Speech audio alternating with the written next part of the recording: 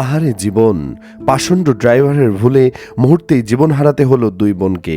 মর্মান্তিক এই ঘটনাটি ঘটেছে কুমিল্লার লাকসামে। খবর নিয়ে জানা গেছে, রাস্তা পার হওয়ার সময় দ্রুতগতির ট্রাকের চাপায় পিষ্ট হয়ে দুই বোনের মৃত্যু হয়েছে।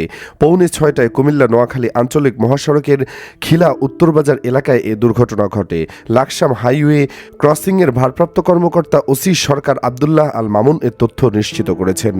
নিহতরা হলেন উপজেলার উত্তরদা ইউনিয়নের রাজাপুর গ্রামের মৃত মোবারক হোসেনের স্ত্রী জাহানারা বেগম ও তার বড় বোন, লাকসাম পৌরসভার 7 নম্বর ওয়ার্ডের গাজীমুড়া গ্রামের মৃত আবুল খায়েরের স্ত্রী আনোয়ারা বেগম।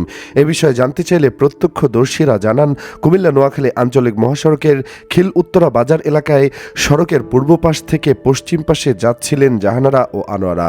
এ সময় দ্রুতগতির একটি ট্রাক তাদের ধাক্কা দেয়। এতে ওই ট্রাকের চাকায় পিষ্ট হয়ে দুই বোন ঘটনাস্থলেই মারা যান। ওসি সরকার আবদুল্লাহ আল মামুন বলেন, খবর পেয়ে হাইওয়ে পুলিশ ঘটনাস্থলে পৌঁছে মরদেহ উদ্ধার করেছে। আইনি প্রক্রিয়া শেষে মরদেহ পরিবারের কাছে হস্তান্তর করা হবে। এদিকে টাঙ্গাইলের ঘাটাইলে ট্রাকের সঙ্গে অটোরিকশার মুখোমুখি সংঘর্ষে অটোরিকশার চালকসহ দুজন জীবন হারিয়েছে। এ ঘটনায় আরও 3 জন গুরুতর আহত হয়েছেন। উপজেলার সাগরদিঘি আমতৈল এলাকায় এ ঘটনা ঘটে। যিনি জীবন হারিয়েছেন তিনি হলেন ধলাপাড়া ইউনিয়নের গাঙ্গাইর গ্রামের মরহুম মাইন উদ্দিনের ছেলে মোহাজ্জেম হোসেন খুকু।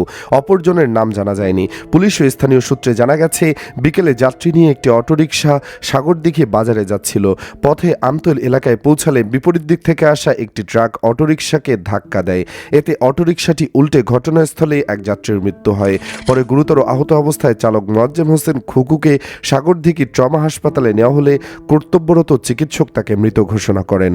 দর্শক, রাস্তাঘাটে যেভাবে দিনে দিনে দুর্ঘটনা বেড়েই চলছে, এর জন্য মূলত অদক্ষ ড্রাইভাররা বেশি দায়ী।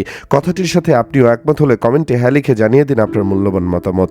ভিডিওটি ভালো লাগলে লাইক ও শেয়ার করুন, আর আমাদের চ্যানেলে নতুন হলে অবশ্যই সাবস্ক্রাইব করে সাথেই থাকুন। ধন্যবাদ।